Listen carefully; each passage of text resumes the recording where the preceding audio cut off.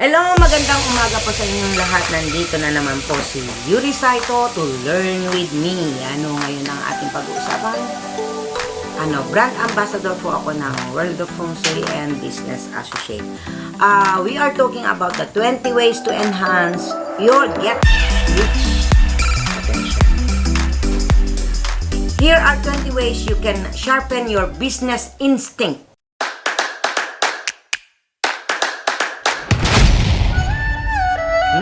Enhance your chances of success when running your own enterprise. So, diba? Practice being a good communicator. Kailangan maging good communicator kayo. Enroll for a course in improving your communication kung hindi kayo marunong. Okay? Learn how to be more persuasive and enticing in the way you present yourself, your product, and the way you package what you sell. Success in any business depends on how you market your products and services. And doing this effectively does require good communication skills. It also requires a well-thought-out strategy and convincing storyline. Yan yung sinasabi ko, kailangan yung convincing power mo, marunong ka. You need to convince yourself before convincing others. Kailangan munang maitry ang isang product bago mo ilabas sa mga tao.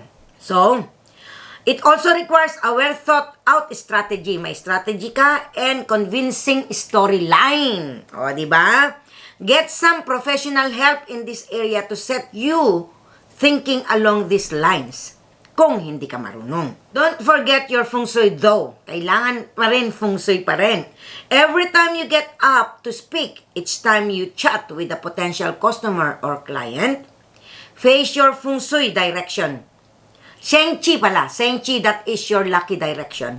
Kailangan i-incorporate na naman natin ang kuha numbers natin dito. What is your kuha number? Okay? Because we have 4 good direction and 4 bad direction. Don't use your bad direction whenever you are talking to someone, lalong-lalo na kliyente mo. Okay? This way, you will be further increasing your chances of success. Think 3 steps ahead. Kailangan, isipin mo yun. In the day-to-day management of your business, always think 3 steps ahead. Kailangan, yung anticipation. Good anticipation is not only the key to success. It is also the guarantee of survival. Make it a habit to anticipate customers' demands. Kailangan lahat yan. Isipin mo.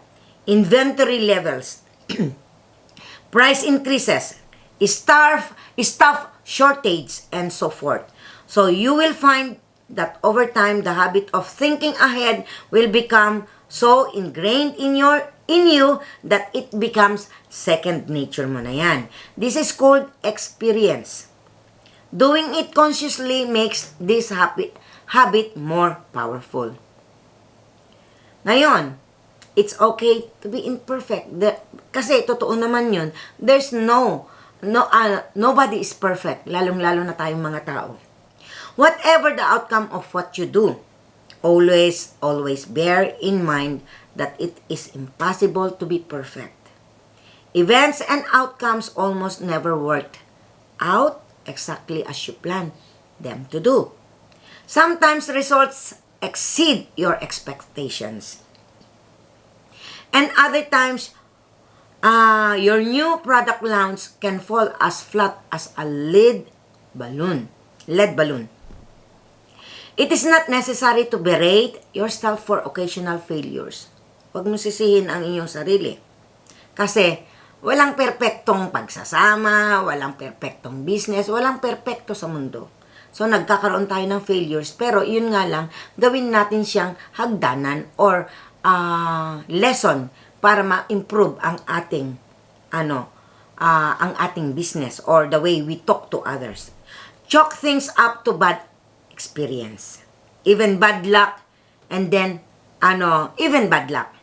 move on. Kailangan mag-move on tayo, wag tayong mag-stuck dun sa, sa nagawa nating hindi maganda sa ating kliyente or yung strategy natin, nagkamali tayo, wag tayong ma-stuck doon.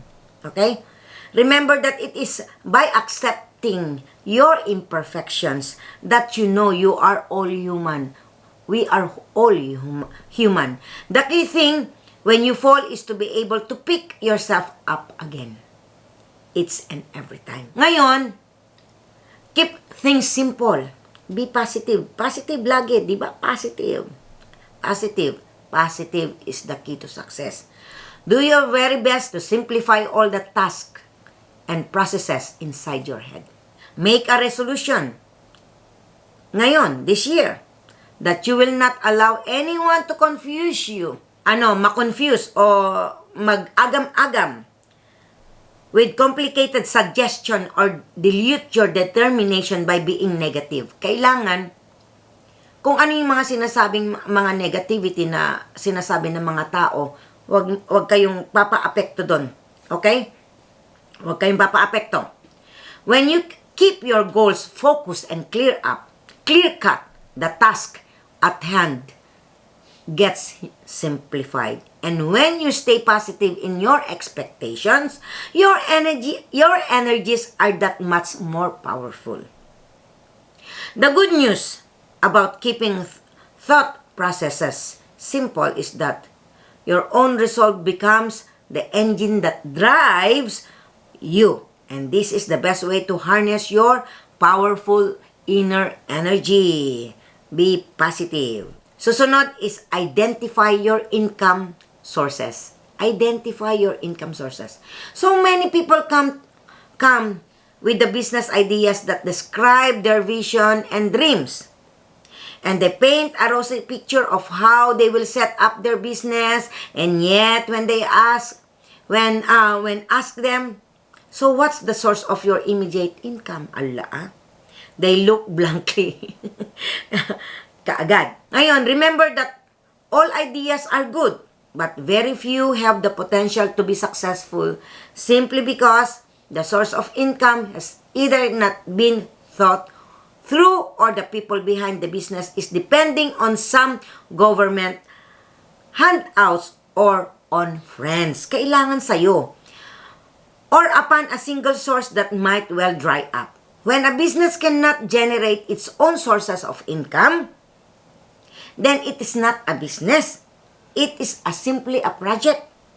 Viable businesses always have the ability to generate its own source of incomes and to fill market need.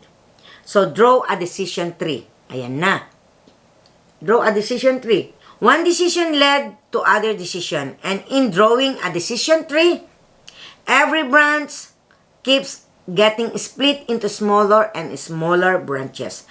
The process of drawing, yan na naman yung drawing na naman or writing, everything, magmamanifest yan talaga. Totoo yan. Katulad ng ginagawa ko sa sa Kangen. Sinusulat ko na lahat kung sino-sino ang dapat kong ilagay dito. Nagmamanifest talaga kung talagang gusto mo. 'Di ba? Magmamanifest yung iyong ginagawa. So the process of drawing a tree forces you to engage your mind to think ahead. To not stop at each decision. This is because every decision always led to another decision. It will lead you to another decision. And another, and another, and another. Diba? If you make a decision tree on whether to rent or to buy your office premises, or if you decide to buy, you need to decide where, saan, how big, use your own capital or borrow. If borrow, how much to borrow? Kailangan isusulat mo na lahat. From which bank? Kailangan lahat yan. Pag-aaralan mo. Hindi yung basta tira ka lang ng tira. Okay? And then when you need to think of the outcome, you will be successful at finding the right location, at getting a bank to lend you money, and so on. Your decision trees can be as simple or as complicated as you wish. But simply thinking about it sets you thinking in the right decision, right direction, which is to think ahead. And then, keep your spirits high. Kailangan, genki or anong tawag dito, joyful kayo, maganda ang spirit ninyo. Maganda yung yung feelings mo. The secret of success lies in constantly rejoicing and keeping your spirits high. This requires real effort, but once mastered, pag nagawa mo yan, it becomes a precious skill indeed. Rejoice at every triumph, but also learn to meet every setback with a smile of acceptance and view it as a signal to change course a little. When bad things happen, you can actually feel happy that a piece of bad karma has ripened and has therefore dissolved. It's gone. Pass on. And when something good happens, also rejoice, because it means some good karma has ripened. Just remember to create more good karma by doing something nice for someone or donating something to a worthwhile charity. When you look at your life this way, how can any year be a bad year? Diba? Ngayon, we go on global in your search for market. A successful business can be built on just about any skill, product or service, and sold to just about any market. The key is to find the market or markets.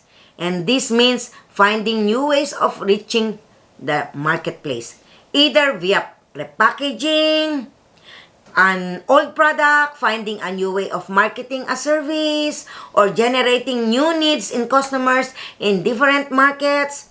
In the past, many successful businesses were built simply on the basis of imperfect markets and imperfect information. Today, the marketplace is very near a perfect indeed. Information flows across the globe almost instantly via satellite and via the internet. This is the age of global communication, and those of you who are clever will use the new technologies to help you to go global in search for markets.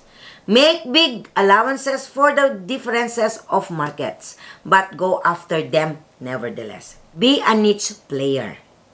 If your business is built around your passion for a sport, a hobby, or a pastime, you might want to read up all about niche marketing.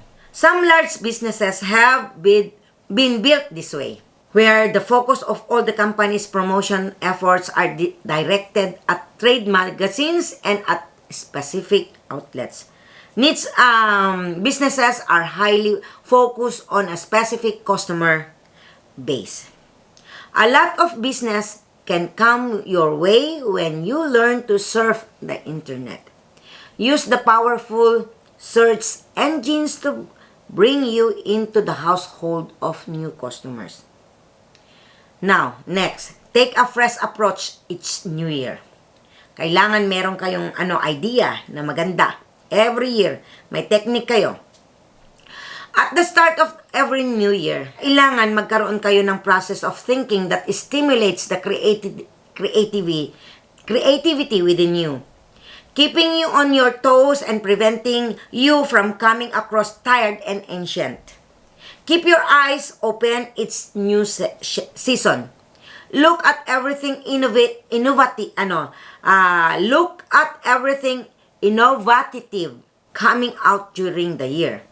Derive ideas from groundbreaking trends in colors, shape, and materials. Go in search of new products, pioneering inventions, and the latest strategies, and pick out the more promising of the new trends and transform them to fit into your world. This is not easy to exercise, but it gets easier with practice. Kailangan practicein ninyo. Remember that all the most successful superstars constantly reinvent and repackaging themselves, like Madonna, Kyle, Paravotti, and all the designer names and car brands have to keep a step ahead of the competition by coming out with a brand new models. Kailangan meron ka niyan. Kailangan may new tactics ka. So to stay ahead, be a leader. If all you do is copy the leader, you will get left behind. Kailangan meron kang originality. Then build a team. Never try to do anything completely on your own. No man is an island. Whatever business you are in, set about the task of being a trustworthy team. Kailangan maganda ang team mo. Make this your major priority. Invest time. Yan yung sinasabi ko. Invest time, effort, and money in creating a team you can rely on. Remember that in any venture, having responsible people around you is more important than having clever people. There is no need for everyone to be a clever, but there is a need for everyone to be a reliable. Kailangan ang kailangan mo hindi yung matalino, kundi reliable. Yung sources mo reliable, ang pinagkakatiwalaan mo is reliable din. A core group of lieutenants does not get built immediately. It takes time. And the initial years, maire-recommend natin to go for the flat organization chart as you can. This way, every member of your team has access to you. Kailangan may access sila sa'yo para maging maganda ang team natin. Okay? Make clever choices. If you want to succeed in business, to be discerning about the choices you make. An excellent way to decide is to generate what business schools refer to as trade-offs. Ask yourself what you will be giving up when choosing a particular alternative. Making choices are usually governed by many factors, and it is never easy to choose between options. But if you list out to yourself what you will be foregoing when you choose a specific course of action, you will instantly find it easier to decide. Trade-offs usually make you choose between long and short-term solutions and between different people's opinions. Choices may not always be good and correct at the same time. The key is to weigh things carefully in your mind and then be decisive. And then get internet savvy. There is no alternative for those who want to grow and make money in the business world. You absolutely must get internet savvy. But if you do not, you will simply get left behind. You will become uncompetitive and you will be lost out. In the last 10 years, technology breakthrough in cyberspace have advanced so much that the entire world's household and especially the buying public are all hooked up. If you have not yet signed up for surfing facilities, so immediately do it. Invest in a website. Get a technical in your operational and logistic needs. Today, there is an incredible amount of software that makes the operational and administrative side of doing business extremely easy. If you are the owner of your business, sign up for a course that gives you some basic in computer usage. Naku, kailangan ko to. Learn to surf, search, download, and install programs. Ngayon, improvise. Change as you do. If truth be known, there really is no cookbook approach to successfully managing a business. It's not, kasi kayo, may mga YouTube channel, that is already your business. Kailangan, this is good for you.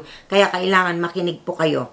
So ngayon, successful managing of any business always requires the person holding the ropes to improvise, to change direction, to go off course, temporarily. This enables the business to overcome sudden obstacles and unexpected hindrances. These are the dynamics of being successful, and here is where luck comes in. In a year when the energy works in favor of your success, the cards are not so difficult to play. In a year that when the energy is not conducive to business, it is better to lie low. Ngayon, create a new angle. One way of keeping your business fresh and up to date is to work at creating a new angle, and remember, it's the story that makes the angle. This means looking at the same thing from a perspective, creating a totally new package from another point of view. There are many facets to almost every aspect of product or business. And the challenge to entrepreneur is to stay constantly revitalized by offering yet another fresh outlook. So you can see that even in the movie world, old hits get new treatments and become hits once again. There have been so many successful remakes that it really gives us encouragement to try applying the same strategy to our own business. This simply means looking at our same old product and giving it a new twist by adding or changing the look. Be adventurous. Successful business people usually have a sense of adventure. Kaya nga lagi, hindi ko naman sinabing ako'y successful, but I love adventure. Successful people, business people usually have a sense of adventure, and when this means is to have an attitude that is receptive to new things and new phenomena. An attitude of courage is important because only the courageous have the vision to see and try things. Implicit in being an entrepreneur is this sense of adventure. No, to boldly experiment with unfamiliar, to do something in a non-traditional way, and to occasionally go against the grain of conventional wisdom. When you are adventurous, you must guard against having too high expectations. Okay? In fact, it is a good idea not to have any expectations at all. Just keep an open mind and go with the flow. Make every day a very happy day. To do this by making someone happy each and every day, it is easy. A smile does it every time. A nice email to send to someone, practicing patience, responding nicely to a customer or a sales girl, patting your dog, diba? Feeding your fish, giving someone a shoulder. You may not see the connection between being a success and being happy. But the energy plays a large part in the success that the success equation, and happiness energies is almost always more powerful in attracting success than negative energy. The next time someone causes you to raise your voice, nako, watch your mood, swing your stability to instability, and you will know what I mean. And then, what's your killer talent? Yan. Next is, what is your killer talent? Ano yung talent mo na yan? Na makukuha mo ang attention ng tao. We all have it. We all have the killer talent. Yes, that amazing skill at doing something really well. The challenge is to discover it young enough for you to develop your skill and nurture it so you can later turn it into something of a life passion.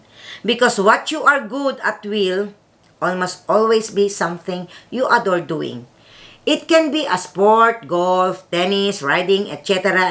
And if it is, you can well become a celebrity sports car. Ganyan. That a business that seems to be the most lucrative these days. Or you might have a talent of some performing an art, singing, dancing, acting, whatever your killer talent is. Okay, identify what you are really doing good. Good at doing. Study every aspect. nuance and angle of all the related industry areas that are connected with your skills, and then build a business around it. In every sport, hobby, and pastime lies a whole range of businesses can be developed. The chances of success are also that much higher when you enjoy what you are doing. Salute your heroes. For many years, when you are reading books, whatever, si Bill Gates, ganyan, whatever, there were so many helpful anecdotes, tips, and experience in these books. Lahat ng mga books na magbibigay sa inyo ng ng maganda, katulad kay Madam Lilian. She is my guru. She is my mentor. I salute her because of my knowledge of Feng Shui, on spiritual Feng Shui. Without her, I do not know nothing. So I owe her a lot. I always tell her, I owe everything from you. My knowledge on Feng Shui, everything. So, go in search of your business idols and use them as your inspirational icons. Let their success spur you onto your own. And then make a wish list. Yan na ang last. Make a wish list.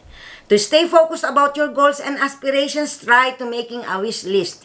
You can be as outrageous as you like, because your wish list is for your eyes only. When you write down your wishes, you are giving important energy to your innermost desires, and something magical almost always happens. Keep your wish list inside a special silver or gold box, or better yet, inside a wish fulfilling wheel that you can spin constantly to activate it with powerful energy. O kaya yung mga wealth cabinet ni Madam na meron siyang doon nilalagay na mantra, you can put it there kasi totoo siya. Ngayon, my focus concentration is what makes my wishes come true. Totoo po yan. Dahil naglagay po ako dyan sa aking mga wish fulfilling boxes. I have it. If you want to have it, I have still, and I can order you from World of Feng Shui. Dito na po nagtatapos ang ating 20 ways to enhance your get-rich potential if you really want to become successful and to become rich. Okay? Ako po si Yuri Saito na nagsasabing hate what is evil and hold on to what is good. Do not let evil defeat you, instead conquer evil to good. Sa mga hindi pa po nakakapag-subscribe sa aking channel, just click the button, the tiny button, para ma-notify kayo sa susunod ko pang mga videos. Maraming salamat po mga ka-Feng Shui. Sayonara.